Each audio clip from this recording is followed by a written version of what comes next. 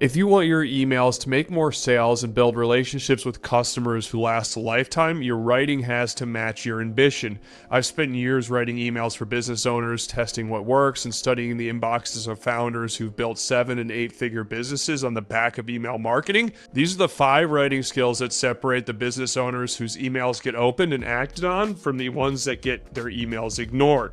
But before I get to the first point, I want to show you why writing with AI might actually be decreasing your sales and ruining your relationships with your customers, because AI is a prediction engine. So when you use AI to write, it'll take a look at what you've written in the past, and the AI will try to predict your next most likely word choice. But the best writing is unpredictable. So I want you to imagine a bell curve. Every word in the English language sits somewhere on it. And right in the middle, at the fattest part, you have words that are like important, effective, valuable, which are words that get used the most often in language, but these words almost mean nothing because they're used to mean everything, right? So now look at the thin edges of the curve, where you have the words that are powerful, but they're used in a small amount of cases because the situations are so specific.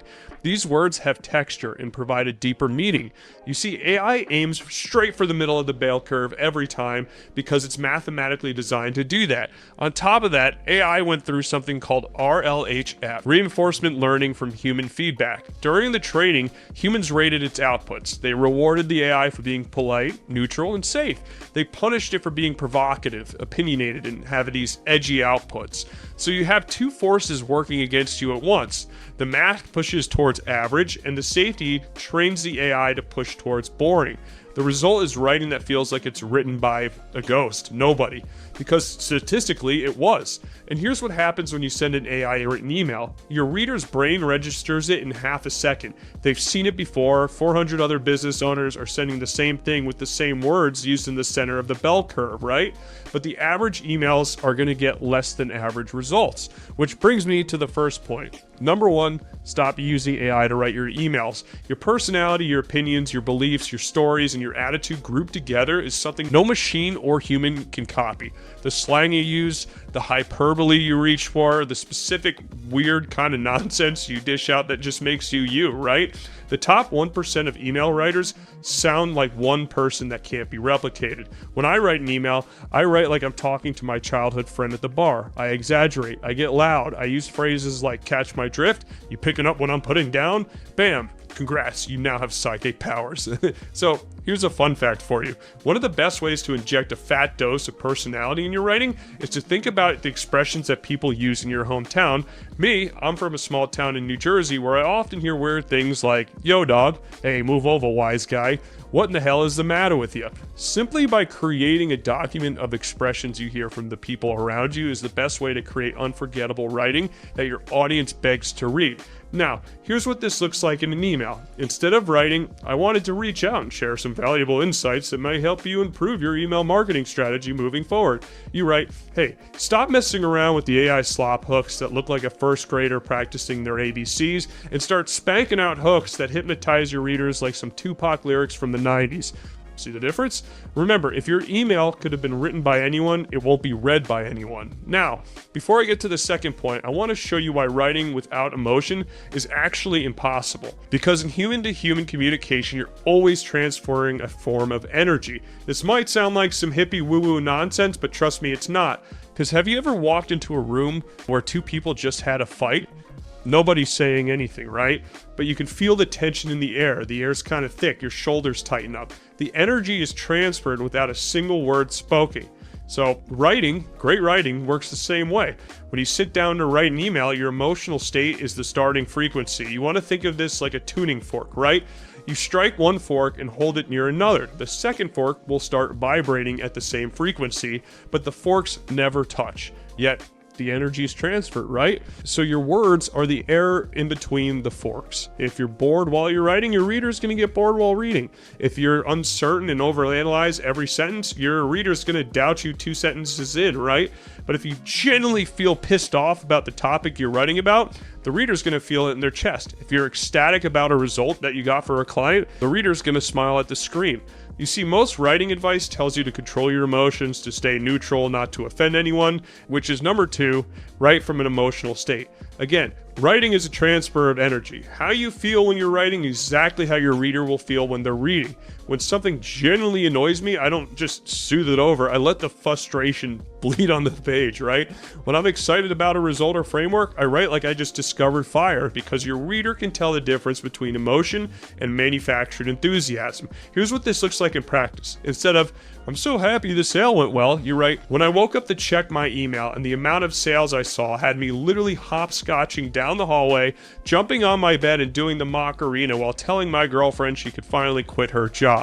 Trust me, nobody else is writing like this, and when you do, your readers are going to hunt through the promotions tab for your emails every day. But before you write, put a name to the emotion on the top of the page, and then put bullets of actions you took when you felt that emotion. Your imagination's going to handle the rest.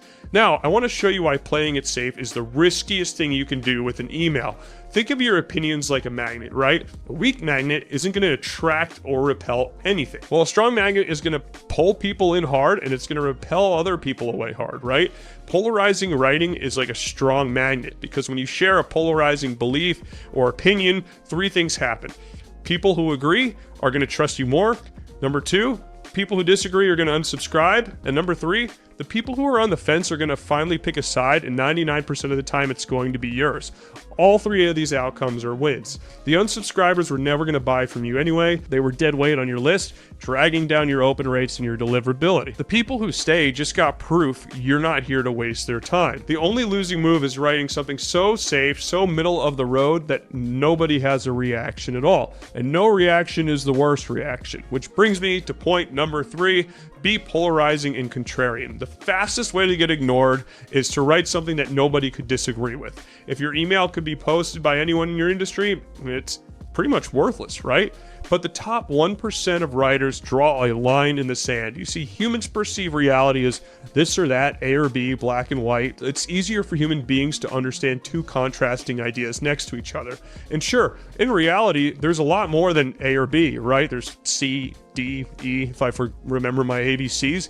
But the top 1% of writers scream in their writing, there's only one option, and it's option B. Here's why. Instead of, email marketing can be a powerful channel for generating leads to your business, you write, the only viable option in 2026 to scale your business is with email marketing.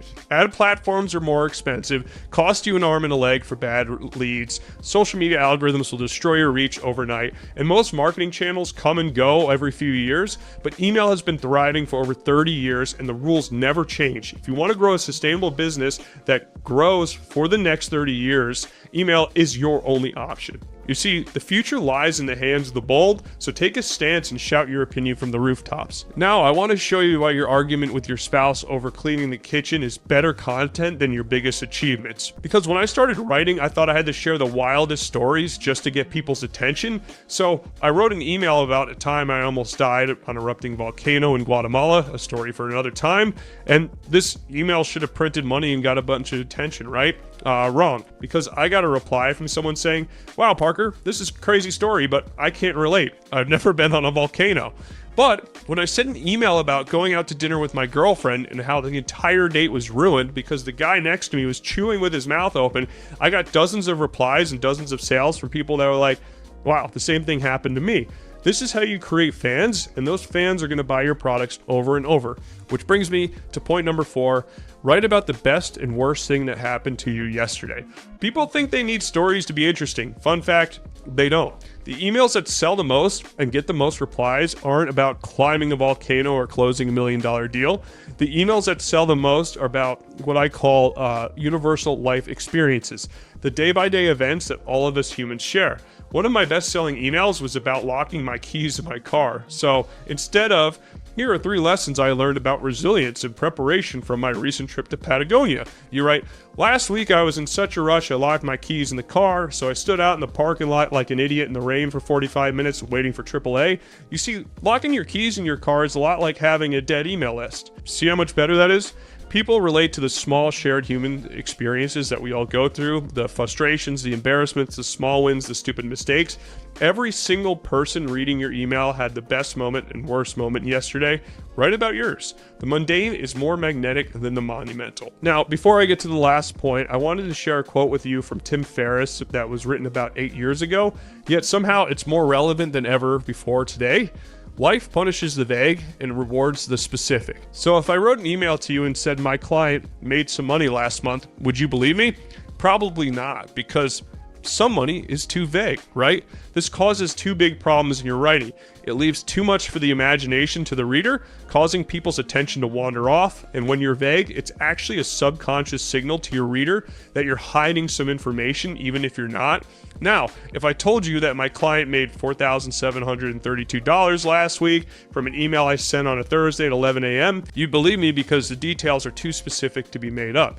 This specificity is a copywriting trick that's known as dimensionalization. So that's point number 5, dimensionalize your writing. Dimensionalization is a trick that makes your writing seem tangible and visual, like the reader can reach out and almost touch it.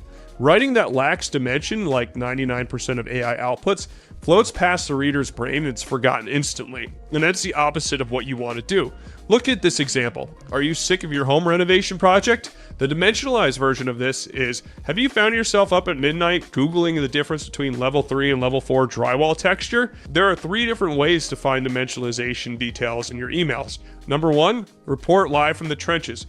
Give your perspective on what you're doing, the sight, the smell, the touch, the taste, the feel of the day-by-day realities of your business and your goals. Share the wins. Share how they felt. Share what you saw when you lost. Share what you smelt during the challenges. Number 2 is quotes. So there's nothing more persuasive than people hearing the sound of their own voice, their own language, and their own words. So I use an AI recorder like Fathom AI to transcribe sales calls, client meetings, and consultations. Have your AI take the transcripts and organize the quotes based on fears, dreams, desires, and frustrations, and inject those quotes in your emails. This will make your readers think that you're psychic. And the last one is one of my favorites, 1 to 3 star book reviews. This is how you can ultimately get a leg up on your competition. Look at top-selling books on Amazon in your market. Filter to 1 to 3 star reviews and swipe the quotes. You'll get the biggest complaints and objections that your reader is thinking, but your competitors haven't touched. Again, inject all of that into your writing. Follow these steps and your writing will go from this: I sent an email for a client that made a lot of money, to this: last Tuesday at 6:47 a.m. before my coffee even finished brewing, my phone lit up from a text message from a client with a Stripe notification totaling $11,400. That was one email I'd written the night before in 22 minutes for my iNotes while walking my German Shepherd Betsy. By Friday, 3 more clients had forwarded me screenshots of their Stripe dashboards, with one of them saying, "Dude, what did you do?" Never forget this. Specificity is credibility. So next time you write an email, go through it and ask yourself, where am I being vague? If you master these 5 skills, your emails will outperform 99% of business owners in your space. But writing better emails won't help you if you don't have a list of qualified leads to send to in the first place. So watch this video next for 11 tried and true tactics to build your list the right way.